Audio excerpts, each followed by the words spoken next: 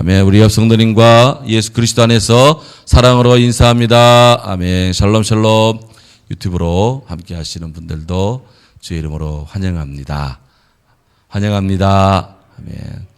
우리 유튜브가 요즘 좀 꽤 인기가 있는지 서울에서도 들어오고 대구수도 이렇게 대전수도 광주수도 들어온다 하고 미국수도 들어온다네요. 그래서 참 한편으로는 감사하고 한편으로는 또 걱정되고 주의 은혜가 있어야 되는데 그래서 여러 가지 정황 속에 또 이 시류의 변화에 또 잘 적응해 나가야 되겠다.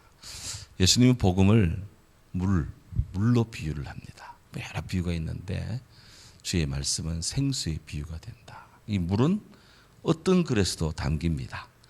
그 본연의 성질은 잃지 않고 이것이 컵이면 컵 모양에 또 밥그릇은 밥그릇에 하여튼 세수대야면 세수대야에 하여튼 이 물은 어떤 그릇에 담긴다. 진리는 어떤 그릇에 담겨도 진리는 진리다.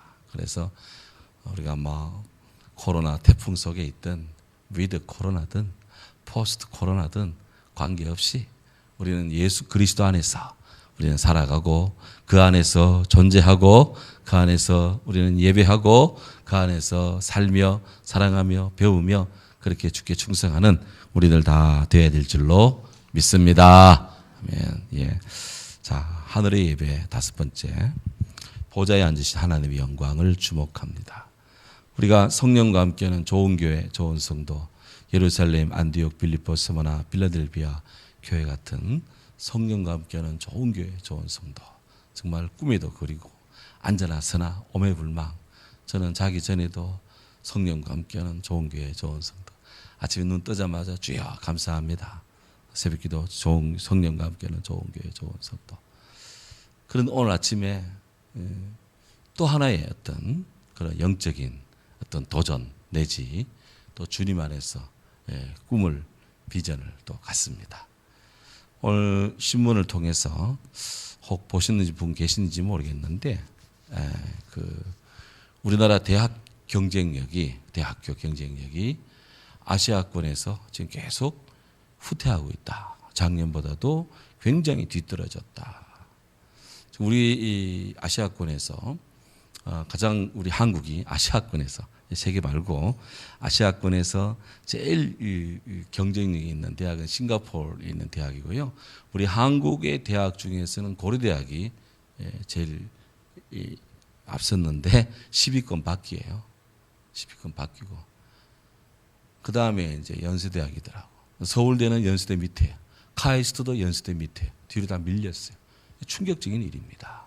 근데 그 기사를 쓴 기자분이 논평 기사 말미에 한국 대학의 아시아권 경쟁력, 세계 경쟁 말할 것도 없고 아시아권에서의 경쟁력 어쨌든 간에 본질적으로 대학의 경쟁력이 한국 대학 경쟁력이 떨어졌다는 것은 몇 년 뒤 한국의 우리나라의 장래가 암울하다는 것이다.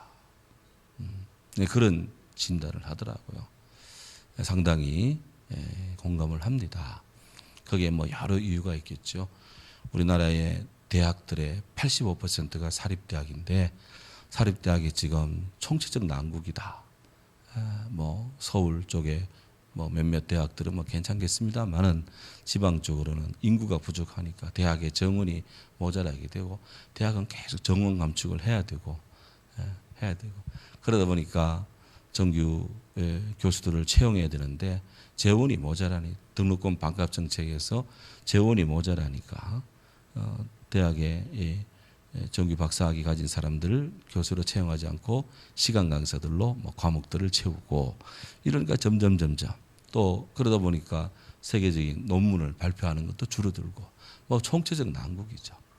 거기다가 이 교육부는 국가 재정을 가지고 뜬꼼을 나눠주기 식으로 말 잘 들으면 무슨 전략 과목 해가지고 몇 억씩 내려주고 없으면 말아버리고 이렇게 하니까 이게 대학이라는 게 지금 완전히 눈치를 보고 있습니다. 옛날에는 뭐 누가 뭐래도 장관이 뭐래도 대학 총장님쯤 되면 누나 까딱 안 했는데 뭐 대학 총장님들이 뭐 분교부에 이 교육부에 뭐 과장들한테 가서 굽신굽신 해야 되니 이게 뭐 말이 되겠어요 이게? 예? 말이 됩니까 이게 지금? 뭐 그런 저런 있는데 그 제가 이제 그 기사를 보고 제 마음에 탁 뭔가 들어오더라고요. 기도를 했어. 하나님, 우리나라의 대학 경쟁이 약화되는 것이 참 국가적인 문제입니다. 그런데 교회는요, 우리 교회가 이 교회라는 것이 이 세계적인 면에서 아니 하나님 나라적 측면에서 교회가 경쟁력이 있는가? 그래서 주님, 부족한 제가 섬기고 사랑하는 우리 안동 성결교회가 우리 하나님 나라에서 복음의 경쟁력이 있는 교회가 되게 하옵소서. 자, 이런 지금 기도를 했다 아니에요. 그래서 제가 새벽기도 마치고 성경을 먼저 보고 다른 말씀 준비하다가 이제 사택에 저녁 아침 먹으러 들어가면서 신문을 봤는데 그 기사를 제가 서가지고 읽었어요. 원탁 테이블에 서서 읽고는 그때 제 마음이 확 들어오길래 하나님 나라에서 우리 교회가 경쟁력 있는 교회가 되게 하옵소서. 제가 기도했다 아닙니까? 그리고 나가면서 마당에서 아내한테 여보 내가 부족하지만 우리 교회가 영적인 하나님 나라 경쟁력 있는 교회가 되도록 이 몸을 바치고 우리 성도님들이 돼야 되겠다. 그러기 위해서는 모든 성도 한 사람 한 사람 목사인 저는 말할 것도 없고 우리 한 사람 한 사람이 다 하나님 앞에서 경쟁력 있는 믿음의 성도가 되어야 된다. 어떤 분은 무슨 신앙생활에 뭐 경쟁력이 뭐 필요하냐 할지는 몰라도 천국은 침노하는 자의 것이다. 우리 주님 말씀했잖아요. 하나님 나라에서 우리가 영적인 뭔가가 있어야 되지 않느냐. 하나님 앞에 우리의 각자가 다 세야 될 영적인 분깃이 감당해야 될 우리가 다 감당해야 될 십자가 목들이 다 있지 않느냐. 이런 십자가도 안 지고 우리가 무슨 신앙생활을 하겠다는 것이냐. 신경 집사는 어떻게 생각해요? 찬양 단장님 어떻게 생각합니까? 그런 마음이 확 들더라고요. 저한테 얘기했더니 자기 마음도 제 얘기를 듣고 마음에 전율이 온다 하더라고요. 그래서 야 감사하다. 그래서 막 어느 교회하고 라이브를 하는 것이 아니라 하나님 나라에서 우리 스스로가 주님 눈동자에 비치는 교회가 되자. 정말 하나님의 성령 안에서 주님이 기뻐하는 좋은 교회, 좋은 성도 그런 경쟁력을 갖추자. 적어도 아시아권에서는 최고가 되지 않겠냐 이거 지금. 그렇습니다. 외형과 내적인 여러 가지 기구 시스템 모든 뭐 교육 체계 믿음 생활의 질적 양적인 모든 면에 뿐이 아니라 우리의 믿음의 영적인 발전이 있어야 되겠다. 저도 목회자로서 이것도 해야 저것도 해야 되고 많이 있죠. 그런 불구하고 제 개인적인 발전을 위해서 이 제 개인의 발전은 다름 아닌 성도들을 다 주의 목양을 위한 것들이니까 한국교회와 우리 성도님들을 돌보고 섬기고 케어하는 이 부분에도 그렇게 뒤떨어지지 말아야 되겠다. 더 분발하고 더 연구하고 더 기도하고 더 말씀 집중해 막 그런 삶을 살아야 되겠다. 경쟁이 있는 삶을 살려면 천음을 아껴야 될 거 아닙니까? 그런 마음이 막 들더라니까. 자, 그런 면에서 오늘 모든 영광은 하나님께 돌립니다. 오늘 우리 성경에 보면 지금 요한계시록 4장을 지금 한 주에 수요일마다 한 절씩 지금 반하고 있는데요. 지난주는 4절에 보좌를 중심으로 한 24장로들의 이야기를 우리가 묵상을 했습니다. 오늘 5절에 그 보좌로부터 나오는 하나님의 권능의 역사, 성령의 권능의 역사를 오늘 우리가 주목을 합니다. 오늘 5절에 보면 이렇습니다. 보좌로부터 번개와 음성과 우레소리가 나고 보좌 앞에 켠 7 등불이 있으니 이는 하나님의 7영이라. 지난주는 하나님이 앉으신 보좌 그 주위에 하나님을 경외하고 경배하는 24장로들의 모습이 이제 보였고 그 보좌로부터 이제 하나님의 역사가 나타나는데 하나님의 이 위엄, 영광이 나타나는데 번개로, 음성으로, 우레소리로, 천둥소리로 막 나타나는 거예요. 자, 여기서 이제 주목을 하나 할 것이 그 보좌로부터 사도 요한이 보좌로부터 그래서 from the throne 그 보좌로부터. 이 보좌로부터라는 말은 하나님의 그 주권적 통치의 중심부로부터. 왜? 하나님이 그 보좌에 앉아 계시니까. 하나님의 주권적 통치, 하나님의 이 주권의 다스림, 하나님의 이 역사하심의 본질로부터 나오는 거예요. 이게 이 뜻이에요. 또 하나는 이 보좌로부터 나오는 여러 형상들, 무슨 번개니 음성이니 우레소리니 하는 그 등등은 무엇보다도 성전과 연관이 된다는 거예요. 이 특징이, 이 말의 특징이 성전과 연관이 되는데, 대표적으로 요한계시록 11장 19절에 보면 우리 같이 읽습니다. 이에 하늘에 있는 하나님의 성전이 열리니 성전 안에 하나님의 언약궤가 보이며 또 번개와 음성들과 우레와 지진과 큰 우박이 있더라. 아멘. 거기서 나오는 형상들, 이 보좌로부터 뿜어 나오는 그야말로 쏟아져 나와서 사도 요한에게 보이고 들리고 그렇게 이게 파악되는 바, 이런 번개, 음성들, 소리들, 우레, 지진, 큰 우박 등등 이런 형상들은 요한계시록에서 성전과 연관이 있어요. 하늘에 있는 하나님의 성전이 열리니 성전 안에 바로 하나님의 그 언약궤, 주님이 말씀에 들어있는 언약의 궤 법궤가 보이고 그 안에 거기서부터 그 언약궤를 중심으로 하는 그 하나님이 열어 보이신 성전 안에 이런 여러 다양한 현상들이 일어났다 하는 것이죠. 그러니까 요한계시록을 우리가 볼 때 이제 해석을 하고 이해를 하고 또 그 말씀을 음미하면서 조심스럽게 우리가 집중하고 해야 될 부분은 항상 이것은 하나님, 예수 그리스도, 성령, 성전, 주님의 구원, 이것과 늘 연관을 시켜봐야 돼요. 이 하나님의 이 삼일체 하나님, 하나님과 성전 그리고 말씀, 이것을 벗어나서 다른 어떤 현상들을 보고 재단을 하고 추정하려고 하면 오류가 생깁니다. 오류가 생겨요. 항상 하나님의 구원의 역사에다가 주님의 영광에, 하나님의 삼일체 하나님의 살아계심에, 주님의 현존하심에, 주님의 성전 사랑에, 여기에다가 늘 해석의 초점을 늘 맞춰야 돼요. 그러면은 거의 오류가 없습니다. 주께서 우리를 잡아주실 줄로 믿습니다. 이런 현상들이 하나님의 성전이 열리니 쫙 보여지는 현상들이다 이게. 그러니까 이런 사도 요한이 증거하고 있는 번개, 우레소리, 이런 소리들 등등은 하나님의 성전과 연관이 있다. 그 교회가 그게 중요한 거예요. 교회가 하늘의 성전의 모델이 땅의 성전이거든요. 그래서 교회가 중요합니다. 다음 세 번째로 이 보좌로부터 나오는 일련의 현상들은 또한 중요한 것이 하나님의 위엄, 능력의 장엄한 임재를 의미하는 것이다. 이것이 이런 것들이 하나님의 하나님 되심을 드러내고 증거하는 것들이에요. 자, 성경 몇 군데 보겠습니다. 출애굽기 19장 16절에 여기도 말씀이 나와요. 출애굽기 19장 16절 우리 같이 읽도록 합니다. 셋째 날 아침에 우레와 번개와 빽빽한 구름이 산 위에 있고 나팔 소리가 매우 크게 들리니 진중에 있는 모든 백성이 다 떨더라 그랬습니다. 이스라엘 백성들이 하나님의 이 법궤를 받고 말씀을 받고 또 이렇게 율법과 율례와 계명을 받고 시내산 밑에 다 그렇게 엎드려 있는데 그때 하나님의 역사가 나타나는데요. 번개가 또 빽빽한 구름이 산 위에 있고 나팔 소리가 크게 들립니다.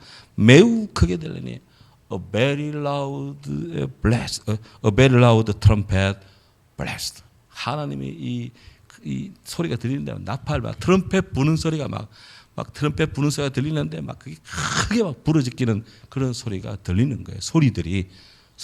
그러니까 번개와 음성과 우레 소리가 이런 것들이 다 하나님의 임재, 하나님의 영광의 임재를 상징하는 그런 기제들로 다 여기 지금 드러나고 있다 하는 것이에요. 네, 또 하나 예를 들면은 욥기 37장 1절부터 24절. 이 욥기 37장은 욥의 세 친구들의 이야기가 다 끝나고 이제 욥도 막 포함 잡던 것도 다 하나님의 책망하면서 하나님의 목소리를 엘리후라고 하는 주의 사람이 대신해서 하나님의 뜻을 막 전하는 건데요. 그 내용입니다. 이건 신의 소리와 같은 엘리후의 소리입니다. 자, 이제 엘리후의 이야기를 합니다. 그럼 천천히 읽도록 합니다. 이로 말미암아 내 마음이 떨며 그 자리에서 흔들렸도다. 하나님의 음성 곧 그의 입에서 나오는 소리를 똑똑히 들으라. 자, 여기 그의 입에서 나오는 소리를 똑똑히 들으라. 음성. 자, 3절에 그 소리를 천하에 펼치시며 번갯불을 땅 끝까지 이르게 하시고 그 후에 음성을 발하시며 그의 위험찬 소리로 천둥을 치시며 그 음성 들릴 때 번개를 멈추게 아니하시느니라. 5절 하나님은 놀라운 음성을 내시며 우리가 헤아릴 수 없는 큰 일을 행하시느니라. 눈을 명하여 땅에 내리라 하시며 적은 비와 큰 비도 내리게 명하시느니라. 그가 모든 사람의 손에 표를 주시어 모든 사람이 그가 지으신 것을 알게 하려 하심이라. 그러나 짐승들은 땅속에 들어가 그 처소에 머무느니라. 폭풍어는 그 밀실에서 나오고 추위는 북풍을 타고 오느니라. 하나님의 입김이 얼음을 얼게 하고 물의 너비를 줄어들게 하느니라. 또한 그는 구름에 습기를 실으시고 그의 번개로 구름을 흩어지게 하시느니라. 그는 감싸고 도시며 그들의 할 일을 조정하시느니라. 그는 땅과 육지 표면에 있는 모든 자들에게 명령하시느니라. 혹은 징계를 위하여 혹은 땅을 위하여 혹은 긍휼을 위하여 그가 이런 일을 생기게 하시느니라. 욥이여 이것을 듣고 가만히 있어서 하나님의 오묘한 일을 깨달으라. 아멘. 이것을 듣고 가만히 있어서 하나님의 오묘하신 뜻을 어떻게 하라? 깨달으라. 그랬어요. 여기에 하나님이 임재하시는 특징적인 표징 중에 번개가 우레소리가 하나님의 음성들이 때로는 자연의 현상, 때로는 이런 이런 계절의 변화, 때로는 동물들이 겨울잠 자러 이 굴에 들어가고 하는 등등의 이런 일체 모든 현상 속에 하나님의 뜻을 지금 설파하고 있습니다. 하나님 임재하는 모습들이에요. 아까 우리 집사님이 봄, 여름, 가을, 겨울 시절의 변화를 또 가지고 기도를 하셨는데 참 영감어린 기도다. 어쩌리 성경을 설교를 탁탁 덮는 기도를 우리 성도님들 기도하실 때마다 그렇게 탁탁 그날의 그 주의 메시지를 탁탁 덮는 그런 접촉점을 형성해 주니까 저는 담임 목사로서 마음이 기쁩니다. 야, 우리 성도들의 영적인 상태가 많이 성장을 했구나. 하나님 나라의 경쟁력 갖추는 그런 경쟁이 있는 성도로 점점점 자라가고 있구나. 주께 영광을 돌립니다. 그러나 이게 만족해서는 안 됩니다. 우리는 예수 그리스도의 장성한 분량까지 계속 자라야 될 줄로 믿습니다. 계속 성장해 가야 됩니다. 그리스도의 장성한 분량으로 충만히 채워져야 됩니다. 땅에 물을 마시면 목마르지만 우리 주님 물을 마시면 주님 주시는 양식을 먹으면 배고프지 않고 목마르지 않다. 우리 늘 목마릅니다. 늘 적어야. 그래서 욥이여 이것을 듣고 가만히 있어서 하나님의 오묘한 일을 깨달으라. 앞에는 큰 홍해 바다, 뒤에는 애국 군대가 쳐들어오고 진퇴야 양난입니다. 그때 모세가 방황하는 이스라엘을 위해서 하나님께 기도합니다. 하나님, 애굽에 매장지가 없어가지고 우리를 이곳까지 끌고 와서 죽이시렵니까? 그랬더니 하나님께서 모세에게 야야야야, 너는 가만히 있어서 오늘 내가 너희를 위해서 행하시는 일을 보라. 오늘 본 애굽 사람들 다시는 못 볼 거다. 안 봐도 될 거다. 너희는 가만히 있어서 오늘 내가 너희에게 행하는 일을 보라. 그랬어요. 가만히 서야 돼. 그리고 주님의 일을 봐야 돼요. 하나님이 하신 일을 봐야 돼요. 우리 성도들이 가만히 서질 않습니다. 하나님 앞에 가만히 서질 않습니다. 자기 개인의 일을 위해서는 집에 방콕하고 격리하고 자기를 위해서는 가만히 잘 있어. 근데 하나님을 위해서는 가만히 잘 안 있어. 하나님 하신 일을 봐야 돼요. 그래서 너는 가만히 있어서 하나님의 오묘한 일을 깨달으라 그랬어요. 영적인 일도 깨닫는 게 필요합니다. 집에 가만히 있어야 깨닫는 법이 있습니까? 학생들이 뭐 공부 안 하고 자기 집에 가만히 있어야 깨닫는 법이 있어요? 가방 들고 학교 왔다 갔다 해도 그거 부족하면 EBS를 터든지 뭘 틀든지 보고 누군가 가르칠 때 들으면서 깨달아가는 겁니다. 그래서 예배 생활이 중요한 거예요. 신앙생활이 그래 중요한 겁니다. 귀 있는 자는 다 듣고 계시는 줄로 믿습니다.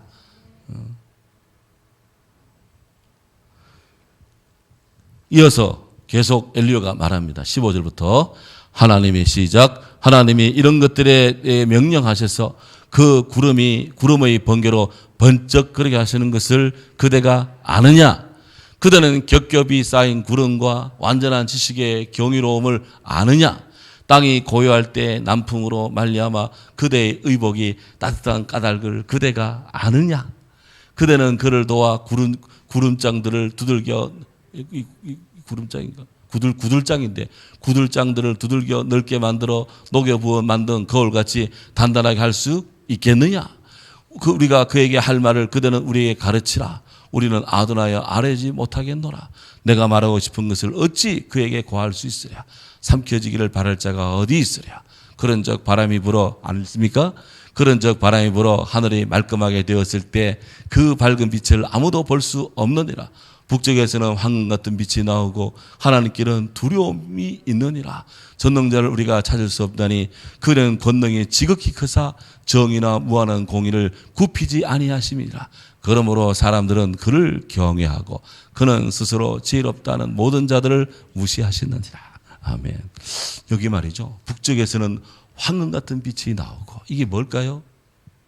황금 같은 빛이 오로라. 북극의 오로라. 야, 참 엘리후가 북극을 갔다 왔는지는 모르겠는데 그 오로라가 있다는 걸 어떻게 알았을까? 참 신기합니다. 욥기를 보면 말이죠. 우주과학, 자연과학, 천체과학, 지구과학, 생명과학 다 나와요. 이게 의학도 나오고 별거 다 나옵니다. 다 나오는데 전능자를 우리가 찾을 수 없나니. 숨겨 계신 하나님, 자신을 숨기시는 하나님. 중세 때는 이 숨어 계신 하나님, 그게 두려워요. 늘 두려움 속에 하나님을 신을 봅니다. 근데 루터도 두려움 속에서 그가 이렇게 지냈습니다. 하지만 성경을 통해 그 하나님이 숨어 계시는 하나님과 동시에 당신을 드러내시는 하나님, 당신을 계시하신 하나님, 십자가 예수 그리스도를 통해 주님의 의를 드러내시는 하나님을 만납니다. 그 하나님이 인간의 구원을 위해서 아들 장시 독생자를 죽이고 살리시는 사랑의 하나님을 발견해요. 그래서 복음을 발견합니다. 복음의 사랑을 발견합니다. 그래서 숨어 계신 하나님의 공포로부터 교인들을 해방시키고 살아계신 하나님의 사랑으로 초대를 하면서 복음의 자유함을 외칩니다. 이게 종교개혁의 핵심이에요. 이게 또 하나의 핵심입니다. 자, 그래서 그는 권능의 지극히 크사 정의나 무한한 공의를 굽히지 아니하신다. 사람들은 사람에 따라서 그냥 유전 무죄 유전뿐이 아니고 유권 무죄, 권력이 있으면 무죄고 무권 유죄고 이렇게 하는데 나중에 어찌 될 값이라도 우리 하나님은 공의나 당신의 의를 굽히지 않으신다. 그래서 하나님은 희한한 방법으로 당신의 의를 세우시고 공의를 펼치신다. 믿습니다. 그래서 그러므로 사람들은 그를 경외하고 사람들은 그를 경외해야 돼. 하나님을 경외 마땅하고 하나님은 스스로 지혜롭다는 모든 자를 무시한다. 그래서 어리석은 자를 들어다가 똑똑한 사람을 일으켜서 똑똑한 사람을 부끄럽게 하시고 힘없는 자를 들어다가 강한 자를 부끄럽게 하시는 우리 하나님이시다. 이게 하나님의 위엄과 공의와 임재와 하나님의 권능을 드러내는 겁니다. 그러니 우리가 이런 보좌로부터 나오는 하나님의 번개, 음성, 우레소리 등등은 이런 하나님의 위대하심, 하나님의 위엄을 드러내는 그런 메시지다 하는 거예요. 이걸 요한이 본 거예요.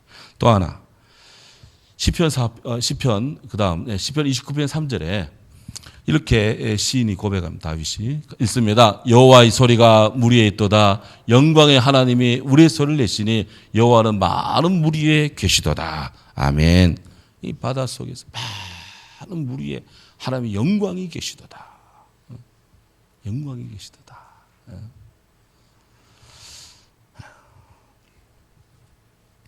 하나님이 계시나 안 계시나 좀 마음이 거시기한 분들은 이제 코로나 좀 풀리고 나면 비행기 한번 타보시기 바랍니다.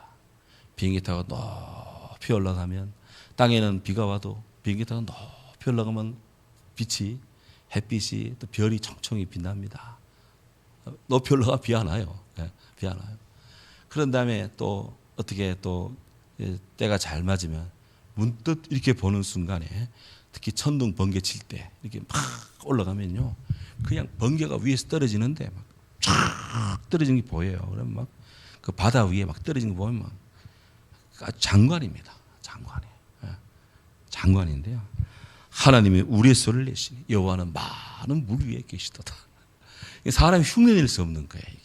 이게 하나님의 이런 그러니까 요한이 우리의 소리, 번개, 또 번개, 음성 이런 것들은 우리 하나님의 위엄, 그 능력의 장엄한 임재를 상징하고 드러내는 말씀이다 하는 거예요.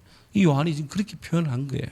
다음 네 번째로 이 보좌로부터 나오는 이런 소리들은 성도들에 대한 하나님의 보호를 시사하고 있습니다. 에스겔서 1장 13절에 읽습니다. 갈대아의 딸 그발 강가에서 여호와의 말씀이 부시 아들 제사장 나 에스겔에게 특별히 임하고 여호와의 권능이 내 위에 있도다. 아멘. 에스겔이 바벨론 포로 속에서 그렇게 생존하고 있는데 그때 하나님께서 정말 이게 상한 갈대 같고 꺼져가는 등불 같은 그 이스라엘 민족 그들을 위해서 바벨론 포로 속에 있는 이스라엘 위에 에스겔을 불러일으켜 세웁니다. 마른 해골화된 이스라엘 백성들 그 위에서 하나님의 성령으로 그들을 살아있는 주의 군대 되게 하는 그런 이제 그 이상 속에서 이스라엘의 회복과 하나님의 임재를 선포하는 선지자로 에스겔을 세우는데요. 그때 그에게 특별히 임하고 그야말로 땅에 엎드려 하나님의 위대한 임재를 받지만 에스겔이 힘이 없었어. 못 먹었어도 힘이 없고 힘들어서 힘이 없고 기운 빠져서 힘이 없고 영적으로도 힘이 없어. 그래서 엎드려 있습니다. 그때 성령이 그를 이렇게 세웁니다. 성령이 이렇게 세워요. 그래서 에스겔이 됩니다. 누구도 하지 못하는 바벨론 포로민들에게 하나님의 역사를 증거하는 사람이 에스겔입니다. 그 이사야 선지자는 이스라엘이 바벨론 포로 되기 한 100년 전에 하나님의 역사를 외치고 예레미야는 바벨론이 막 망할 때 이 바벨론의 이스라엘이 망할 때 그때 막 눈물 흘리며 하나님 복음을 전하고 완전히 그냥 바벨론에 포로돼 가지고 코가 석자가 되고 완전히 힘이 쫙 빠져 있는 이스라엘 백성들을 위해서 에스겔을 보냅니다. 에스겔을 보내세요. 그래서 참 하나님의 역사는 그렇게 주의 사람을 통해서 경쟁력이 있는 하나님 나라를 위한 경쟁력이 있는 에스겔을 예레미야를 이사야를 통해서 하나님의 뜻을 마구 드러내십니다. 믿습니다. 그런데 우리가 성령의 충만을 받아야 되는 거예요. 지혜로운 여인은 집을 이렇게 세운다고 그랬습니다. 지혜가 뭡니까? 하나님을 경외하는 게 지혜예요. 그냥 세상적 지식 쪼가리 알아서 지혜로운 게 아니고 하나님을 믿는 믿음 안에서 은혜를 받으면 집을 이렇게 세웁니다. 가정도 이렇게 세웁니다. 삶을 이렇게 세웁니다. 자녀를 이렇게 세우고요. 나라도 이렇게 세웁니다. 이런 그리스도의 용사들이 우리는 되어야 되겠다. 여기서 앞만 떠들어도 텔레비 뉴스 안 나갑니다. 하여튼 그런 거 섭섭하게 생각할 게 아니에요. 하나님이 알고 계십니다. 하나님이 알고 계십니다. 자, 그래서 보좌로부터 하나님의 강력한 그런 번개가 우리의 소리가 음성이 들리는데 자, 그때 보좌 앞에 7 등불 켠 것이 있으니 이는 하나님의 7 영이라 그랬어요. 그 하나님 보좌 앞에 하나님 보좌 앞에 7등이 있더라. 7등. 7등불 켠 것이 있으니. 여기 7영, the seven spirits of God. 이것은 하나님의 7영이다. 7은 충만습니다. 하나님이 있습니다. 하나님의 성령이 완전하게 임했다. 완전하게 임했다. 요한계시록 1장 4절에도 나옵니다. 요한은 아시아에 있는 7교회에 편지하나니. 여기 7이라는 것은 충만히 임재하는 하나님의 역사를 드러내는 그런 그 숫자, 그 수인데요. 자, 여기에 우리 하나님이 어떤 분이시냐? 그분이, 우리 주님이 어떤 분이, 요한이 아시아에 7편지를 보내는데 그분은 그 소식을 전하는 그분이 누구냐? 이제도 계시고, 전에도 계시고, 장차 오실 이와 그의 보좌 앞에 있는 7영. 여기 이제도 계시고, 은혜와 평강이 grace and peace to you 당신에게 from him 그로부터 그가 누구냐? who is 지금 계시고 who was 전에 계셨고 who is come 오실 그분 전에 계셨고 지금 계시고 오실 분 이게 어제와 오늘 내일 언제나 계신 우리 하나님 이렇게 표현한 거야. 성경이 이렇게 표현이 되어 있어요. 어제도 계시고 지금도 계시고 오실 분 우리 주님이 그런 분이십니다. 한때 반짝하다 사라지는 그런 존재가 아닙니다.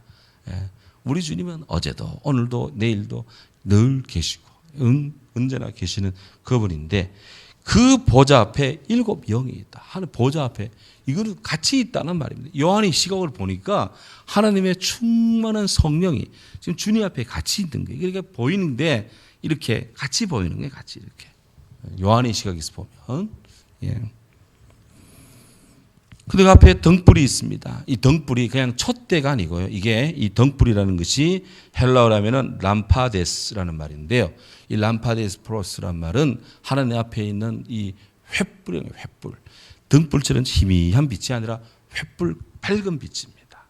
아마 만약에 오늘같이 이렇게 전깃불이 있는 것 같으면 하나님의 7 전깃불 이렇게 막 표현할지도 모르겠어요. 요한 시대는 이런 전깃불은 없는 시대다. 하나님의 밝은 인간이 켤 수 있는 밝은 횃불, 인간이 상상할 수 있는 밝은 횃불이 있다. 이게 7개로 완벽한 빛을 발하는 그런 조명을 형성하고 있다 하는 것이죠. 그러고 보면 성경에 요한계시록에 7과 관련된 다양한 표현이 나옵니다. 7표현. 요거만을 하고 마칩니다. 같이 읽습니다. 7교회, 7영, 7 금촛대, 7별, 7 사자, 7 등불, 7 봉인, 7 어린 양의 7 뿔, 어린 양의 7 눈, 7 나팔, 7 우레, 붉은 용의 7 머리, 붉은 용의 7 면류관, 7 재앙, 7 대접, 7 천사, 짐승의 7 머리, 7 상, 7 왕, 등등. 하여튼 뭐 마귀 사탄에게도 그들로 나름대로 하나님 폼 잡으려고 하나님과 유사하게 7 머리, 7 마귀 새끼들 이렇게 딱 되어 있는데 그런 것들은 주님 앞에 올 때는 다 무적에 싹 들어간 전체고 오직 우리 하나님의 진리 성령은 영원히 우리 주님 앞에 주님과 함께 주님으로 더불어 우리 성도들에게 구원의 빛으로 비춰주시고 다가와서 우리를 함께하는 줄로 믿습니다. 하나님 보좌로부터 이런 엄청난 하나의 인재가 들려오고 있다. 사이사철, 봄, 여름, 가을, 겨울 지구가 태양을 한 바퀴 돌아가도요 어마어마한 속도로 달려갑니다. 그래도 우리에게는 그 엄청난 달려가는 그 지구의 소리가 들리지 않습니다. 하루 한 바퀴씩 지구가 돌아갑니다. 4만 킬로, 지름 4만 킬로가 24시간 동안 한 바퀴 돕니다. 그래도 우리는 어지럽지 않습니다. 어지럽지 않습니다. 봄, 여름, 밤낮이 바뀌어도 우리는 뭐 시차 별로 뭐 그렇게 느끼지 않습니다. 하나님의 다 위엄의 모습입니다. 다 그런 것들이. 그러니까 이런 성경의 세계를 보면서 이런 믿음의 시각을 보면 세상은 요란하지만 예수님이 이 땅에 오실 때도 헤롯 왕과 그 궁전은 막 요란했어요. 예수님 때문에 요란합니다. 그러나 주님의 일은 그런 요란함에 의해서 되는 것이 아니라 조용히 문득 비치는 성령의 빛, 주의 빛에 의해서 박사들이 이끌림받고 예수님 경배하면서 구원의 역사가 진행이 됩니다. 늘 소수예요. 소수. 구원의 역사는 늘 작습니다. 하지만 창조적 소수입니다. 창조적 소수입니다. 이분들에 의해서 구원의 역사가 진행됩니다. 오늘도 우리에게 이 요한계시록 귀한 말씀을 준 사도 요한과 주의 이 사람들의 수고를 우리는 기억합니다. 하나님 나라에서 경쟁력이 있는 그런 교회와 성도로 더더욱 우리가 거듭나고 더더욱 우리가 발전하고 더더욱 우리가 전진하도록 함께 더불어 기도하며 하나님의 보좌의 임재, 주님이 오늘도 이 세계와 우주 그리고 우리들 자신 각자를 붙들고 있음을 믿으면서 주님을 찬양하며 함께 더불어 기도하겠습니다. 할렐루야. 사랑의 주님, 은혜와 사랑에 감사합니다.